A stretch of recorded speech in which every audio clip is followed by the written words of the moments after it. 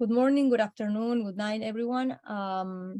Welcome to a new webinar of this second series that we are having between YES and a high impact weather project, a project from the World Weather Research Program.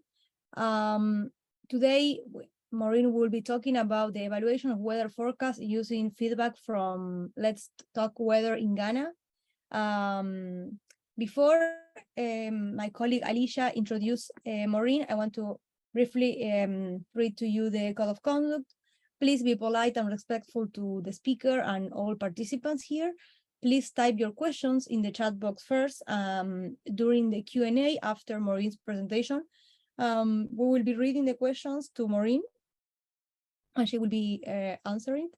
And this presentation and the messages in the chat box are being recorded, and then this in a couple of hours in my afternoon in Argentina, but for some of you might be already your morning. The presentation will be uploaded to the YES YouTube channel. So you can find it there in case you miss something or you want to share it with your colleagues. So now I will give the floor to Alicia. I don't know. Hello, everyone. It's already 2 o'clock in the morning in New Zealand, so it's a very morning for me, but hope rest of you can thoroughly enjoy in your sober time. So welcome to the 2023 webinar series, The Power of Participation, Citizen Engagement in Weather and Climate Science and Action.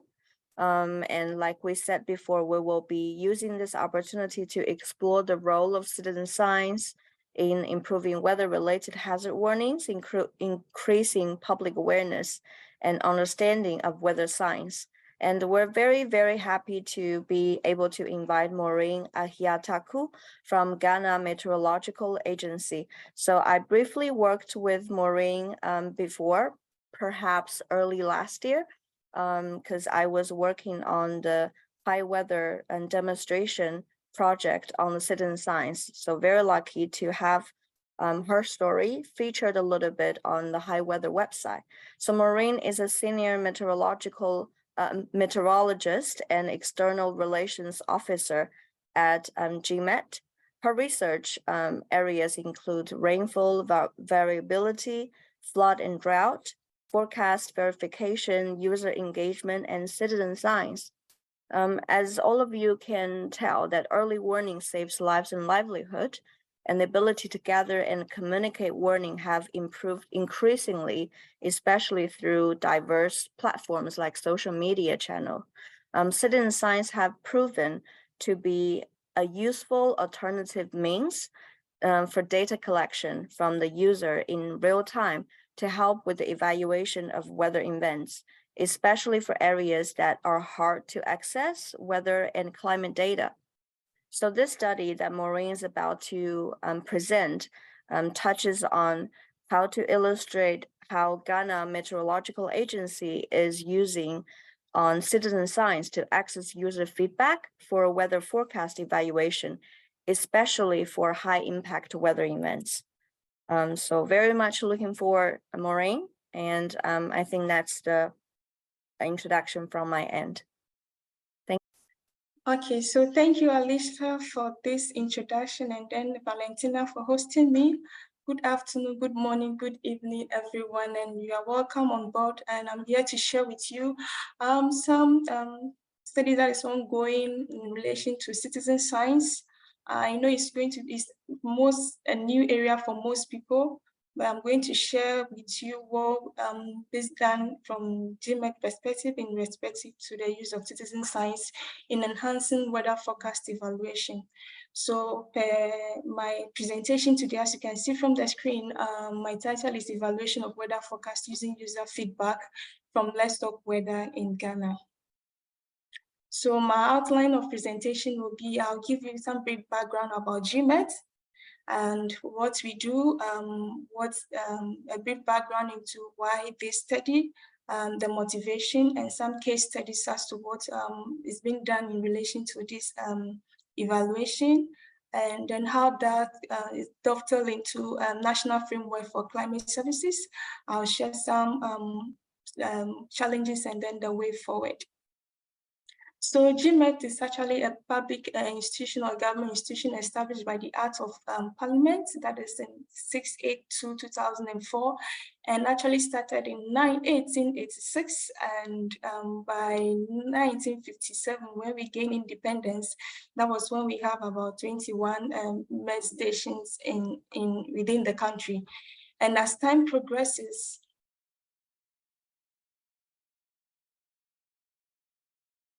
so as time progresses, by 2004, we moved from a department to an agency, and then we're looking forward to become an authority. Currently, our staff strength have increased to about 539 staffs, which I'll say this year we had about 250 new staff joining us, which is a great news for us, because as we are all working hard to improve life through providing quality, accurate, and weather forecasts for saving lives and property, staff strength, or we need enough staff strength to be able to work hard in all aspects of our weather and climate services that we provide to be able to meet those goals. So in terms of our vision and mission, GMet envisaged to become the lead meteorological service provider within the sub-region. And then for our mission, we look forward to providing efficient weather and climate services for socioeconomic development in Ghana. So the type of services that we provide can be classified or categorized into the various services, as you can see from the screen, which is marine or inland water. So the inland water covers for the Volta Basin, and we are into aeronautical aviation services. In the research department, someone will ask, why is research here as a service? And actually for our place, our research department is where we provide our seasonal forecast, which is a service to our users. Then we also have the public weather and then the climate information also provided. We also have the numerical weather prediction units, and we also provide meteorological data to aid stakeholders and other users within the country and beyond for assessing weather and climate information.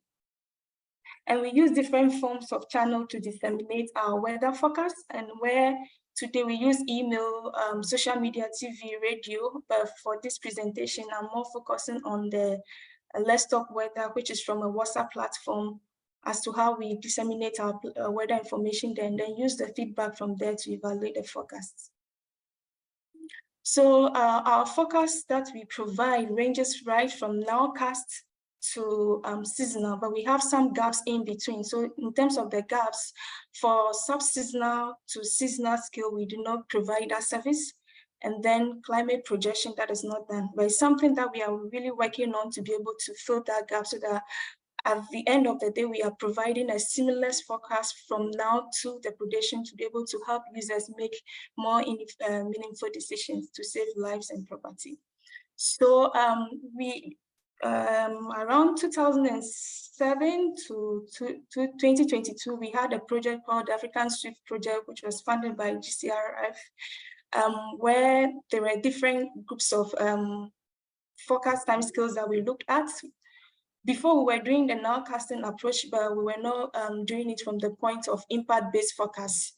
As you can see from my screen, these are the way we used to do our forecast. And then in terms of the weather warning, we issue satellite, we pick some satellite images that depict the conditions at that moment, and then we specify areas that are going to be affected.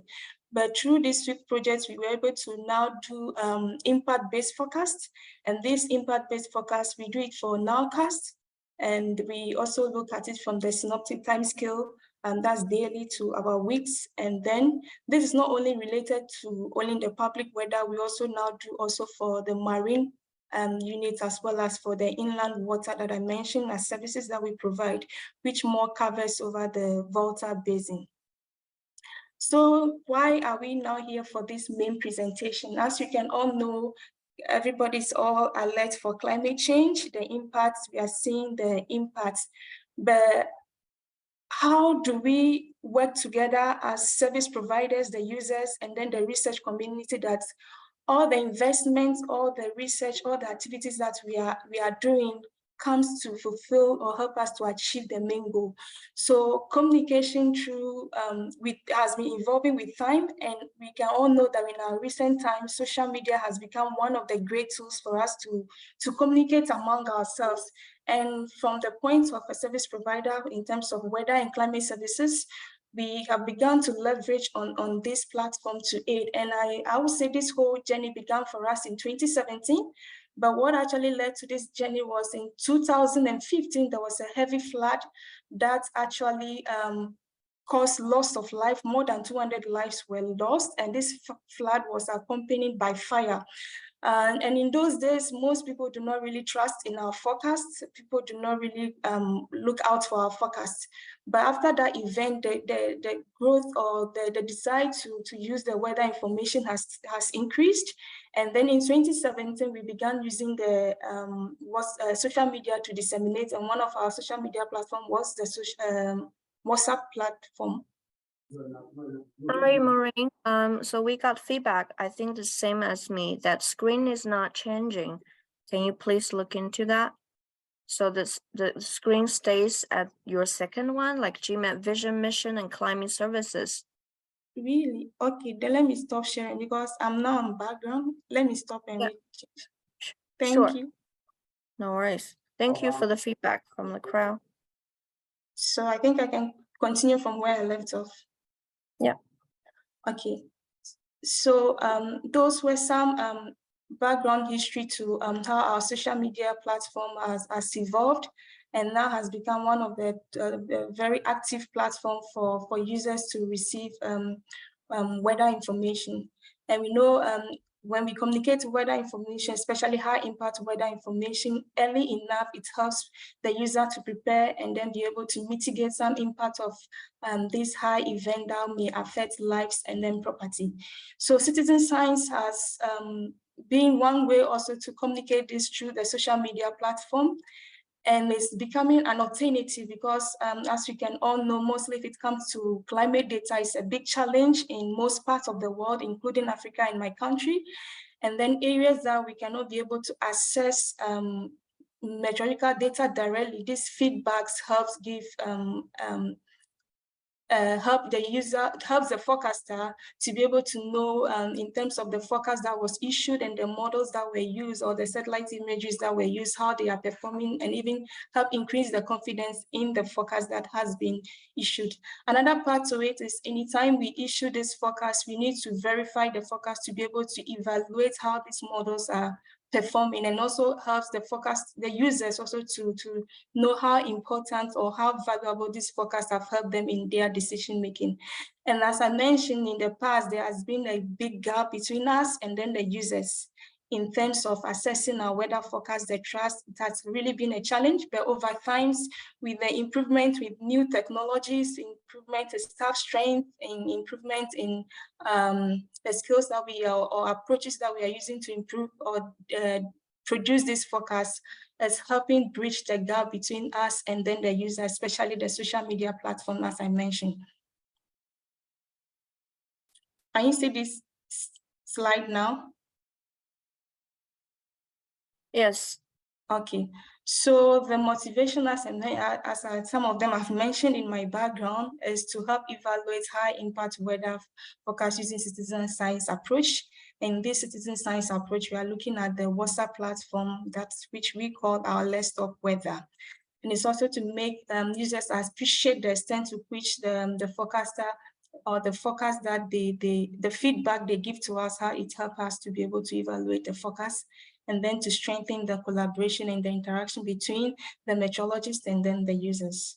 So the picture that you are seeing, there's just a picture from a workshop that we had during the SWIP project, engaging users, different type of stakeholders to get their view as to what exactly they want, especially when we're working towards the development of the impact-based forecasts. So in this case study, I'm going to show you two different cases. One was in 2020 and then one for this year, 2023. So for 2020, I picked high impact weather warnings or high events that occurred on the 10th, 28th, and then 30th May 2020. And then the case B was between 19th of April to 2020, June 2003. And in this study, the weather warning automatic weather stations, GMet data was used as well as thermal data. And then the main reason why we are gathered here is how we are using the user feedback for this evaluation, and then some products from the NWC, RDT, and then the NFLIX, which I'll show later on. So yes, our Let's Talk Weather, as I mentioned, began in 2020 and 2007, around April there, and then it started with one platform. And as time moves on, in 2018, we had about 2 or 3 platforms added. By 2020, we had 5 more platforms developed. And around those time, WhatsApp platform takes about only 245 users. So we have to do a lot of platforms to be able to accommodate a lot of users. But now the number have increased to about 1,000 or 1,000 more. So now our current platform, we've decided to merge this platform so that we don't have a lot of duplications in the system, and then to be able to make it much easier to retrieve this feedback. So we've restarted the whole platform again by aggregating what we used to have first. So now the first and then the second platform, which is now hosting more than 1,000, about 1,025. We now have 2 of them, and then we are now on the 3rd one. And you can see from the plot from the right is showing Let's Talk Weather for farmers. So that is now a specialized group tailored for owning farmers and then extension officers. And then the other one is also another private group that has contacted us that they are so much interested in our weather forecast because they are seeing improvements, and they would like to use this product to be able to engage the farmers that they are working with in the north. And this is more than 10,000 farmers that they are working with. So this is for our public weather platform. But the Let's Talk Weather 1, 2, and 3 are not in categories. This comprises of different groups of stakeholders, right from the agri sector, disaster, water, health, energy, tourism, as you can mention, different groups of stakeholders that we have here, even some from the academia. So now, around 2020, we had an article that was published on how this whole thing started. And this was done together with myself, Alicia, and then Tan, on how the GMet WhatsApp platform started. And as you can see from the screen, these are some sample of user feedback, how they share. Someone will tell you, like, if the weather forecast is disseminated or the weather warning is issued, on their own, from the beginning, we encourage them that they should share this feedback. For us, is very important. And now, because they value the forecast, they've seen that there's an improvement which helps them to make their day-to-day decision. On their own, they give us this feedback. So they tell you where the rainfall is occurring or the weather phenomenon is occurring. They will tell you the intensity, but the only challenge to this is you are not able to assess the actual amount of rainfall per the event that is happening. So another challenge is, how do you control the platform? Because it's like a platform that is having like more than 1,000 people on that platform. It's a big challenge to manage, but I'll say that it's become very interesting because people, they themselves understand how important this weather forecast help them in their day-to-day. They assist the forecasters to be able to manage this platform. And this is a sample of a rule that we have developed to guide them that, like, the purpose for the platform is strictly on weather and climate information. You are free to ask any question, you are free to make inputs, but we do not accept anything beyond that. And sometimes some people do default, but sometimes maybe you may be taken out of the platform for about 2 days or a day, or maybe less. So when we started introducing some of this activity, it helped regulated the platform. And then by this rule, they themselves even guide each other that, no, you have to be conscious of this platform is purposely for our weather information to help us know when an event is going to happen. So in terms of the case A, as I mentioned, this was the feedback that were retrieved from the various WhatsApp platforms. So for these studies, we just used about 5 Let's Talk Weather platform as at then in 2020. So we retrieved for 10th, 28th, and then 30th May. And as you can see, this is showing the distribution of the various feedback that we had. So what we did was, because we have their contact, that we followed up with them to check the gender group, which was, I could say that this work is really tedious, but I am looking forward that by the end of it, we'll find other ways to help maybe more, make this work or analysis much more easier and then interesting. So we got about 86 to about 87% being more male and female are few. I know in general, mostly there's this comment that says female participation in weather or climate activities are less, and we need to encourage that. This is also opening for another work that can be done to really assess what could be the barrier or the challenges to those or making women not to really participate in this weather or climate activities. So the rainfall that happened that for those various days, as you can see, is what is showing in the various maps here. So for 10th May, it's more of like a score line that affected most parts of the country. On the 28th, it's more towards to the southern part of the northern sector. And then the 30th one just left only in the upper regions that were not affected. And from the maps you can see with the dots, the first 3 maps apps where we have the written in red, indicating the red box, shows that the gauge data that we retrieve from our stations, those were the stations that we used to do this analysis. And the blue one shows the user feedback that were retrieved from the platform. So we can see that on the 10th May, the feedback shows all the way to the north, showing that there's at least the pattern was there, and then the events occurred around those areas. And to the southern, for the 28th, so you could see more of it was concentrated to the southern parts. And then the 30th May, so it was, we could even see some feedback even right away coming from the northern part of the country. Someone will say, why is the southern part so dense or concentrated? I would say this is the capital, that's Accra, or Greater Accra region, where the capital city is located, and we have most of the people from those areas joining the platform. So that accounts for that dense nature over those areas. Then looking at it from the NWC side for the rapid developing thunderstorm, let's see how this tool was able to aid the forecast that was issued around those times in terms of validation. So as I mentioned, around those times, this is how the forecast is being, the weather warning is being issued. So this is a case sample I'm showing just for 28, but the satellite images is for the 3 cases. And you can see this tool is very good, which helps you to tell you when the storms are developing, how they are maturing and going to decay. So at least it's a guidance to help the forecaster to know how the storm's behavior will be, the time of arrival. All this can be extracted in terms of forecasting. And this tool was from the NWC, from the SWIFT project that we did. They supported with this tool, and still we are still using that in our day-to-day operational activities.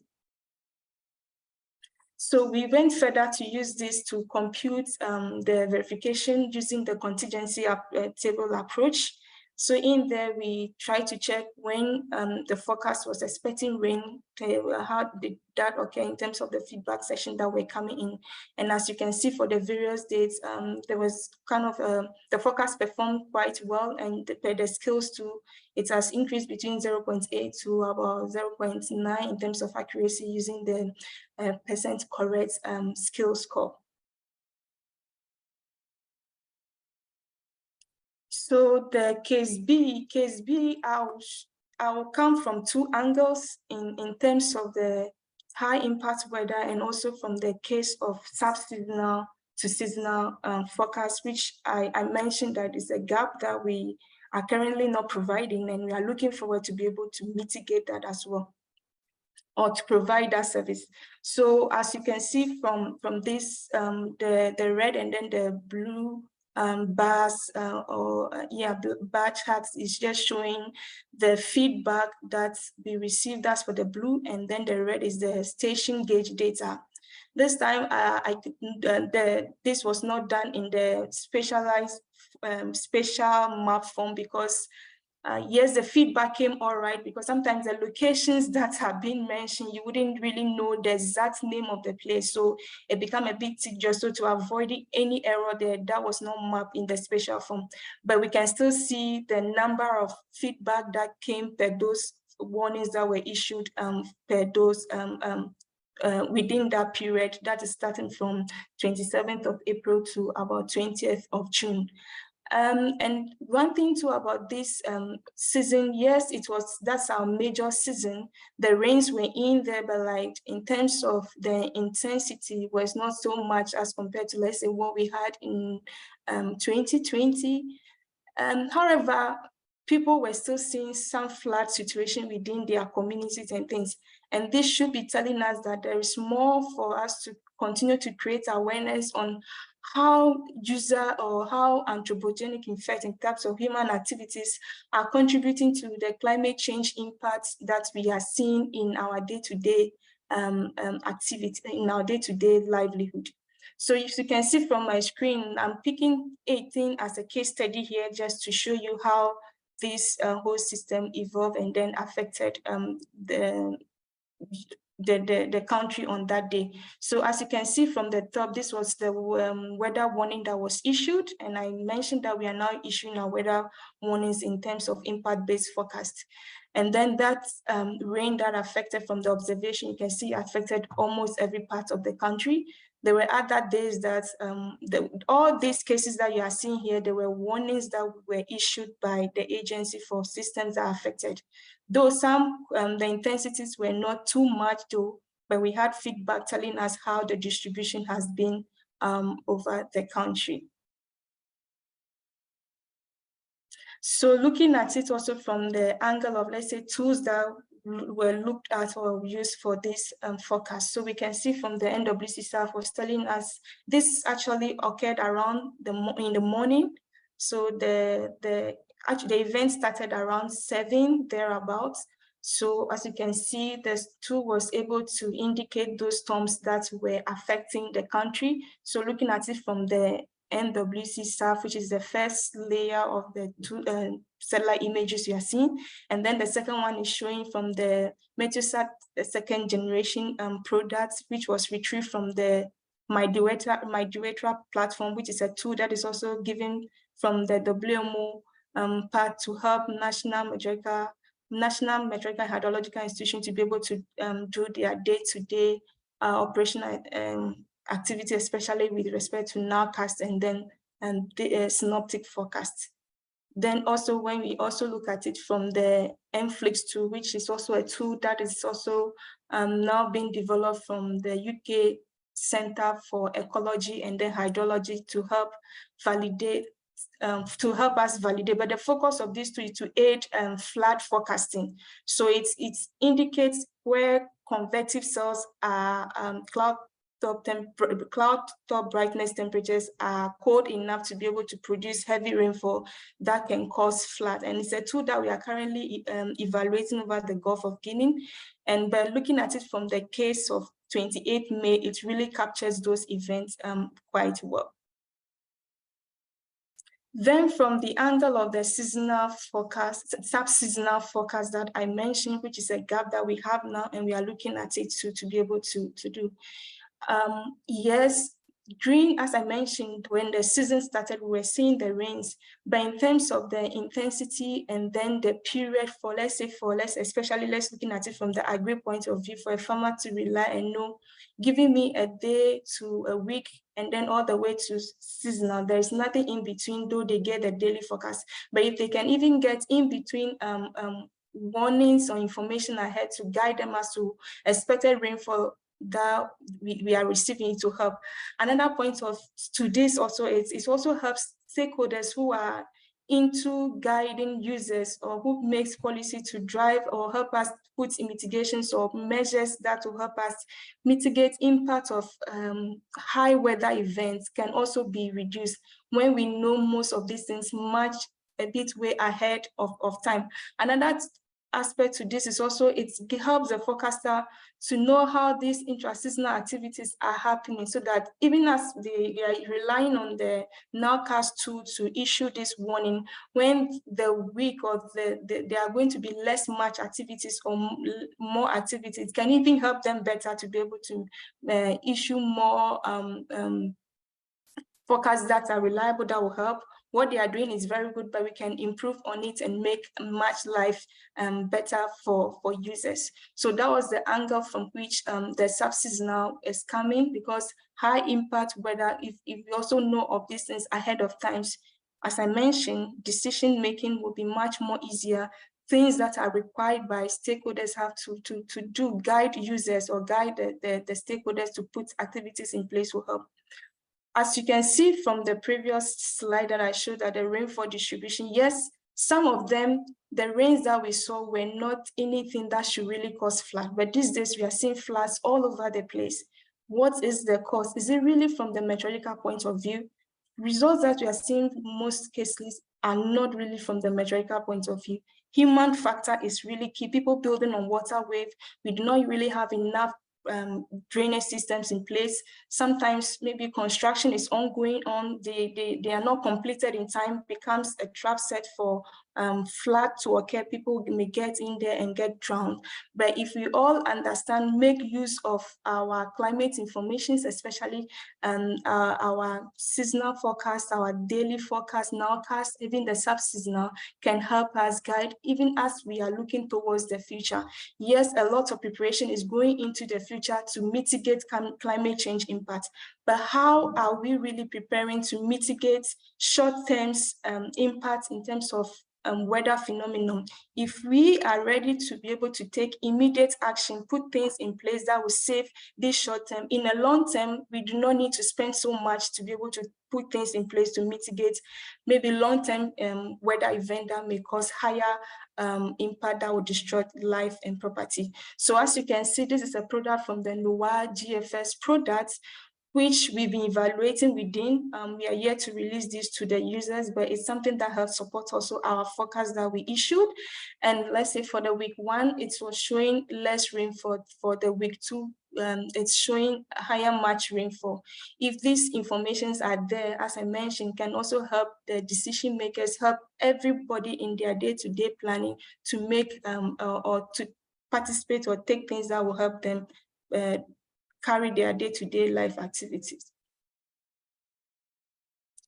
So now, how do we make sure that all these activities that we are bringing on board to bridge this gap between us and then the users can be sustained and become something that will linger on and make climate service delivery more effective and useful? So the National Framework for Climate Services is a tool or a framework that has been established through WMO and then ECOWAS and then the Global Framework for Met institutions to implement this at the national level. Currently, Ghana has successfully undergone all the stages that will ensure that we establish this national framework, which was launched on 23rd of March 2023 this year. So this has so many pillars in there, which are already ongoing: modeling, research activities, observation. We need to increase more, which is also now dovetailing to how we can use the user feedback to aid evaluation. Another strong pillar that is in there is the user interface. So with the user interaction interface, it's just helping how a platform can be there to aid communication and dissemination, or effective communication and dissemination and utilization of climate information among the users, and then be able to give feedback to the provider as well as the researcher, so that any modeling or research or new tools that are being developed can be sustained. So Ghana we now have that, and we are currently trying to develop dialogue platforms. Some already dialogue platforms are existing, and we are trying to leverage on those ones as well. Also within this national framework is also to help regulate climate activities within climate service activities within the country, and GMet is embarking on that together with some private institutions that are in collaboration with us, helping us to develop a legislative instrument that will guide the implementation of this national framework for climate services. So I think around May thereabouts, or late May to early June, there was this stakeholder that was organized by a private firm that policy link together with other private sectors, which brought together the agric sector, especially the extension officers, trying to discuss how best we can together mitigate the impact of high weather effects on the agric sector. So it's a platform that is being discussed now. When this is becoming a working or a pilot case, if you're able to effectively do this, it could be replicated. This will be replicated for other sectors to also use. At the end of the day, we are just trying to work as a group to be able to have a good platform that will help us in the dissemination, communication, and giving feedback or utilization of weather and climate services within the country. So with this work that has been ongoing, there have been challenges, I must say, and these challenges, as I've mentioned some already, but I'll just re-emphasize that it's really difficult to extract the user feedback, because you need to go in there and pick the information one by one per word the user reported, and then assess that with the forecast that was issued. Another thing is, on the WhatsApp platform, you cannot access the coordinates of or where the users are located. And going to retrieve these things, maybe using Google or something like that, it's also another very tedious thing. Also, it's very, the way WhatsApp platform works, you can't just know who exactly is there. So we're looking forward to undertake some surveys to know just the categories of users that we have, to see to what percentage are we having being under the agri sector, being under the energy sector. And then this is also, we are looking forward that this information will help us fine-tune our products or services that we are giving to them, have more interaction with them to be able to know what exactly they want, and together we can all improve climate service delivery within the country. So in a summary, and then before I talk about the future work, I can attest to it that this work has helped us assess how our forecast has improved, and then how user feedback also help us confirm the rainfall event that happened, assuming we did not have any rain gauge to be able to measure this. These feedbacks have been able to help us to be able to assess or evaluate these warnings that were issued, and then the tools that were also, that aided this forecast or what warnings that were issued. As I mentioned, through this, we can be able to know when the rainfall event or the weather event occurred, the distribution, the intensity to some extent, but we cannot be able to get the actual rainfall amount. This is also proving to us that over time, users' interest in GMet forecasts have improved, and it has also strengthened the forecasters and user engagement, because on the platform, you could see people asking questions, forecasters giving them the feedback, even users themselves have time also and kind of engage discussion among themselves, which is also a learning platform, because that is the way forward now, because we need to work as one team to be able to withstand climate change or its impact on our lives.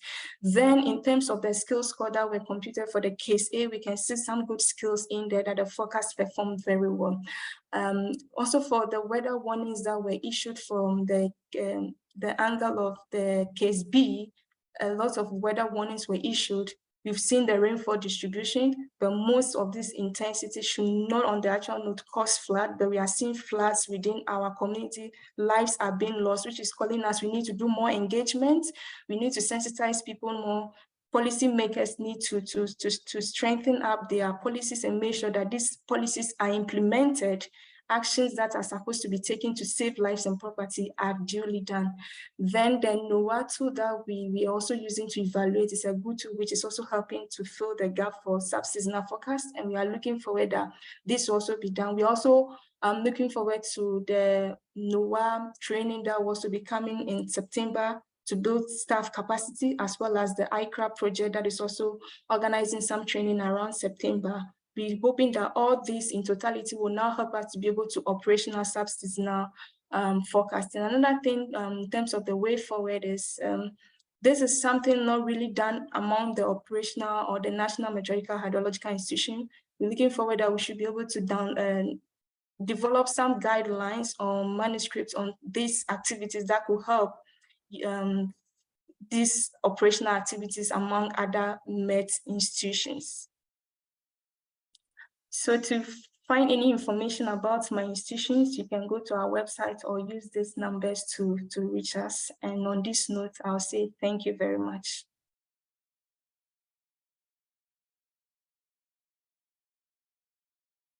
Thank you, Maureen, for your incredible presentation. People are already thanking you in the chat box. I will read the questions and I will encourage also the rest to leave your questions or your inquiries here. I will start with the one from Samuel. Great presentation, Maureen. Please, how are you able to differentiate between multiple reports from same source on a specific day, if any? Thank you very much. So as I mentioned, it's really tedious retrieving this feedback. I have to go through the various charts that are coming one by one. And mostly if locations look similar, those are not considered. So locations that are mentioned which are not similar are what are considered. For example, if you look at the 2020 case, for example, you can see from the spatial map that was displayed, the locations are specific to where those events are happening and have been mentioned. There's no, all those duplication has been taken care of. But in the case of the 2023, it's really tedious to retrieve those. That's where those spatial maps were not taken into consideration. But however, when we're counting the various case studies per each event, duplications were taken care of. Thank you. And the second question is from Christoph. He has two questions. I will read first the first one. He said, I might have missed it, but are the LTW groups 1, 2, 3 split by some criterion? For example, region of the country? Okay, so when we started this, that was not taken into consideration.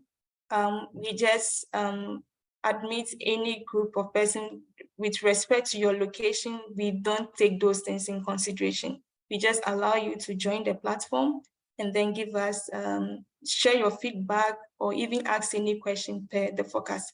But the way forward is, as I mentioned, you could see from the plot, some two groups are now focused towards agric. That's like now becoming a tailored group. And we are looking forward that we'll be able to decouple this for other, that will not be immediately, but something we are looking forward into the near future. There are other platforms that we have separately for the marine and then the Volta Lake. I did not really include that in my presentation here because my focus is more on the public weather warning. So we have those tailored groups also there. Thank you. And the second one from Christoph, it says, what turned out to be the best way to motivate people to join the WhatsApp group? Did you actively approach them, or was it more publishing the option and waiting?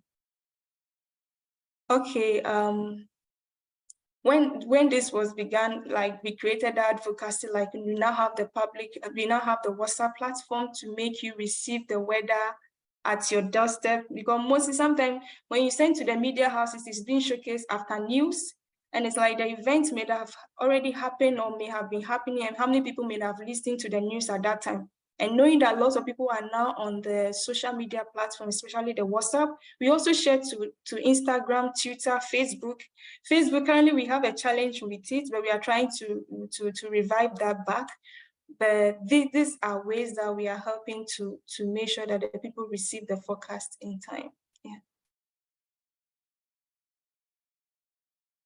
I'm not seeing any other questions. I don't know if anyone else wants to ask something to Maureen. If not, if you watch it again when it's uploaded in YouTube and you have any question, you can contact us, contact ES, and we will forward the questions to Maureen as well. So in case now you don't have anyone, any other comment, any of you can then reach us.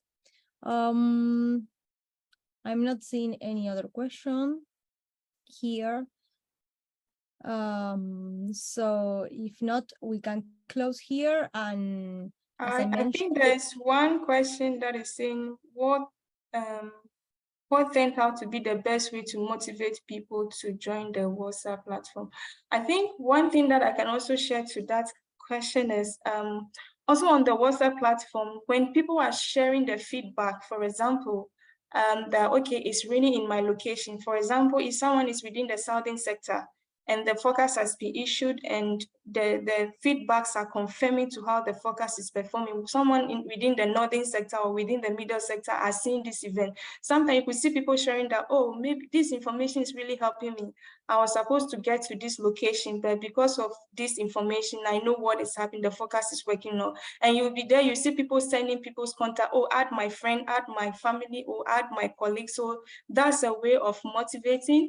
Another aspect is they are seeing, but we need to create more sensitization, letting them know the importance of this feedback. It's also another way to motivate them to be able to join this platform.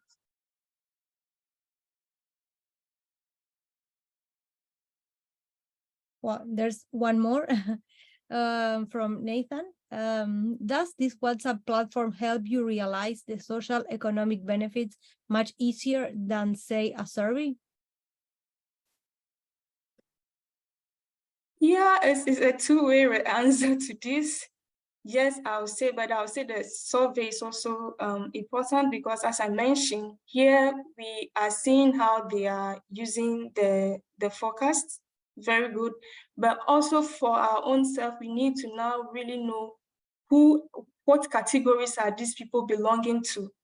That will help us even tailor-made our product to even help them in their day-to-day activity. Yes, the way we are receiving the feedback, people are joining the platform, maintaining the rules and ensuring that they are all there to receive the day-to-day weather forecast is a sign to us that it's really benefiting them for their socioeconomic activities.